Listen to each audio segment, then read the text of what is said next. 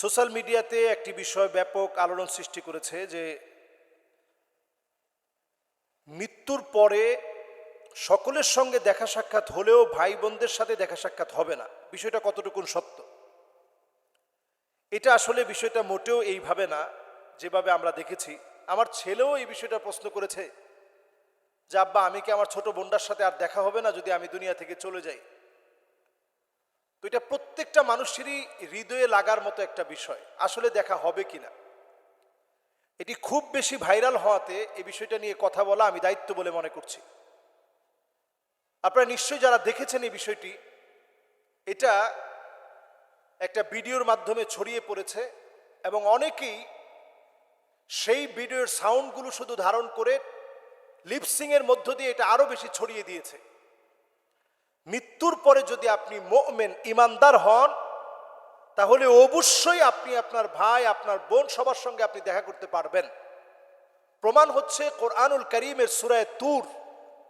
আল্লাহ রাব্বুল আলামিন বলছেন, সেদিন লোকদেরকে আলহাকনা বিহিম যুররিয়াতাহুম, তাদের নিজেদের আত্মীয় স্বজনের সঙ্গে মোলাকাত করায় দেওয়া হবে, ভাইয়ের সঙ্গে মোলাকাত করায় দেওয়া হবে, বোনের সঙ্গে মোলাকাত করায় দেওয়া হবে। আলহাকনা বিহিম যুররিয়াতাহুম, ভাই তার বোনকে পাবে, বোন তার ভাইকে পাবে।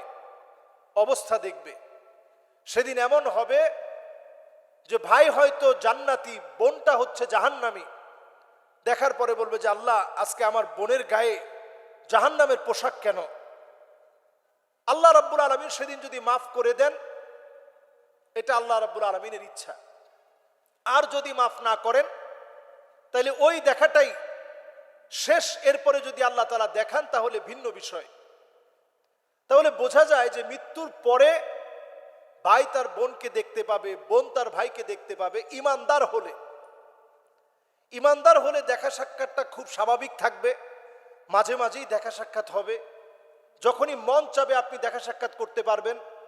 আপনার সাথে দেখা সাক্ষাতের মধ্য দিয়ে বিভিন্ন গল্প হবে।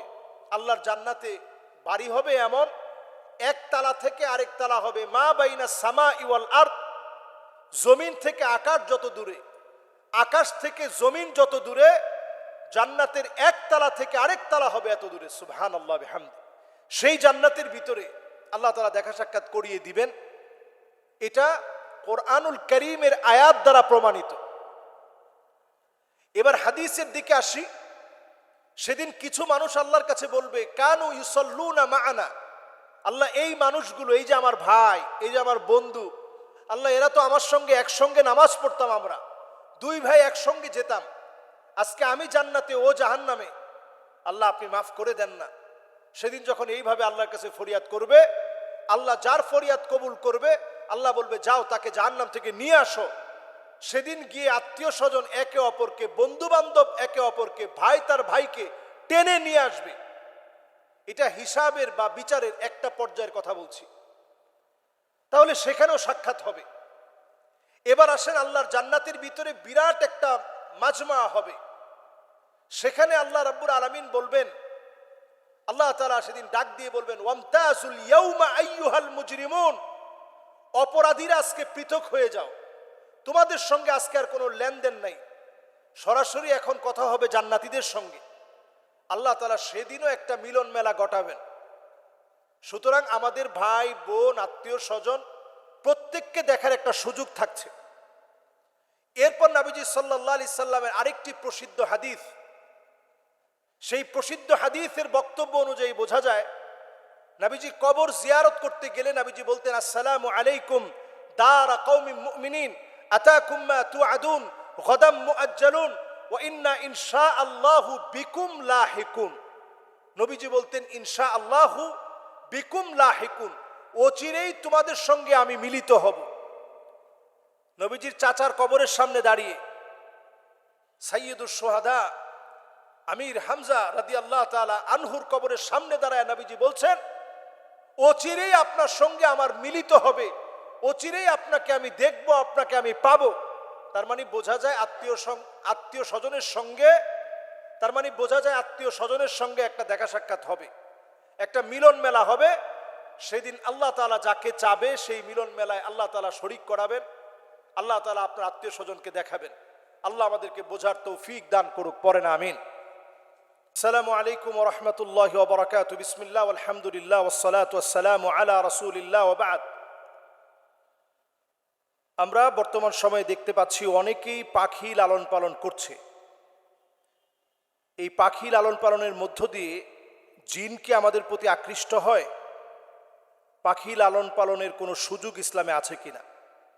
গুরুত্বপূর্ণ একটি বিষয়, পাখি লালন পালন। এটি আমাদের দেশের এখন একটা ট্রেন্ডিং ইস্যু বলে আমি মনে করি।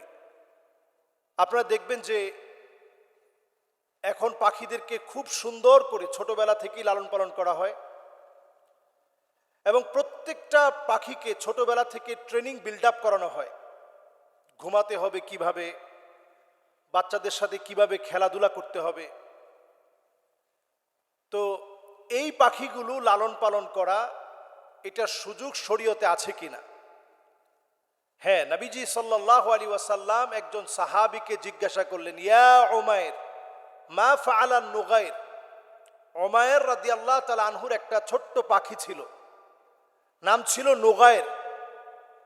তো নুগাইর নামক পাখিটা, তার ব্যাপারে নবীজি সাল্লাল্লাহু আলাইহি ওয়াসাল্লাম জানতে চাইলেন, ইয়া উমাইর মা ফাআলান নুগাইর, নুগাইর নামক পাখিটার খবর কি? তো আমরা এই জন্য বর্তমানে যে সমস্ত পাখিগুলো রয়েছে লালন পালন করা যেতে পারে, যে সমস্ত পাখি কথা বলতে পারে, তাদেরকে ট্রেনিং বিল্ড আপ করিয়ে আরও বেশি সুন্দর সুন্দর কথা শেখানো। ছোট ছোট বাচ্চারা মোবাইলের প্রতি যেভাবে আসক্তি এখন বেড়ে গিয়েছে, মোবাইলের প্রতি যেভাবে আসক্ত হয়ে পড়েছে, এটা থেকে দূরে রাখার জন্য এ জাতীয় পাখি লালন পালন করা যেতে পারে। এক্ষেত্রে আমরা অনেকেই মনে করে থাকি যে পাখি এটা জিনদের খুব প্রিয় হওয়ার কারণে জিনেরা যে কোনো মুহূর্তে পাখির মধ্যে আকৃষ্ট হতে পারে, ফলশ্রুতিতে এটা আমার জন্য ক্ষতির কারণ হতে পারে। বিষয়টা আসলে মোটেও এমন না। নবীজি সাল্লাল্লাহু আলাইহি সাল্লাম আমাদেরকে অনুমতি দিয়েছেন পাখি লালন পালন করার। তবে হ্যাঁ, যেই পাখিটা বনে সুন্দর তাকে বনে ছেড়ে রাখতে হবে। যেটা হয়তো আপনি আপনার ঘরের মধ্যে আপনি ছোটবেলা থেকে লালন পালন করেছেন, এখন বর্তমানে ডিম পাওয়া যায়, ডিম থেকে বাচ্চা ফুটানো থেকে শুরু করে লালন পালন যেগুলো একেবারে হ্যান্ড বিটিংয়ের মাধ্যমে আপনার হাত দিয়ে তাকে খাবার দিবেন, সেই খাবার গ্রহণ করবে, এমন পাখি আপনি লালন পালন করতে পারেন। শরীয়তের দৃষ্টিকোণে এটা নিষেধ না। এরপরে আসুন, জিনদের মধ্য থেকে কিছু প্রকারের পাখি আছে যেগুলো জিনেরা দেখলে ভয় পায়। এর মধ্যে একটা হচ্ছে কবুতর। এই কবুতরটা জিনেরা দেখলে ভয় পায়, এটা বরকতের কারণ। এটাকে হাদিসের পরিভাষায় মুরগি জাতীয় যত রকমের আমাদের আশপাশে যেগুলো আমরা লালন পালন করি, আমাদের বাচ্চারা খেলাধুলা করে, এই জাতীয় যতগুলো পাখি আছে, এই পাখিগুলো যদি আমরা লালন পালন করি, টিয়া পাখি হতে পারে, লাভবার্ড হতে পারে, এগুলো যদি আমরা পালন করি, কাকাতুয়া হতে পারে। এখন দেখবেন অনেক রকমের পাখি রয়েছে, অনেক প্রজাতির পাখি। পাখির হাট বসে এখন বিভিন্ন জায়গায়, যেগুলোর লাইসেন্স করা আছে, তারা যে কথা বলতে পারে সেগুলোর লাইসেন্স আছে। এই জাতীয় পাখিগুলো লালন পালনের মধ্য দিয়ে এতে কোনো গুনাহ নেই, বরং আমরা আমাদের বাচ্চাদেরকে মোবাইলের আসক্তি থেকে ফিরানোর জন্য এ জাতীয় পাখি আমরা লালন পালন করতে পারি। এতে গুনাহের কোনো কারণ থাকবে না, বরং এটা সওয়াবের কারণ হবে। যদি তাদের সাথে আপনি সুন্দর আচরণ করেন, ভালোভাবে খাবার দেন, তাদেরকে ট্রেনিং দিয়ে যদি আপনি কথাবার্তা শিখান, এবং আপনার চারপাশে আপনি এই বাচ্চাগুলোকে দেখবেন অনেক সময় আপনার কাঁধে, আপনার হাতে বাচ্চারা ঘোরাঘুরি করে। এই পাখির ছানা যদি আপনার হাতে, আপনার কাঁধে যদি ঘোরাফেরা করে, আপনার কাছে ভালো লাগবে, ভালো ফিল হবে। এটা ইসলাম কোনোভাবেই নিষিদ্ধ করে না। আল্লাহ তাআলা আমাদেরকে বোঝার তৌফিক দান করুক। আসসালামু আলাইকুম ওয়া রাহমাতুল্লাহি ওয়া বারাকাতুহু।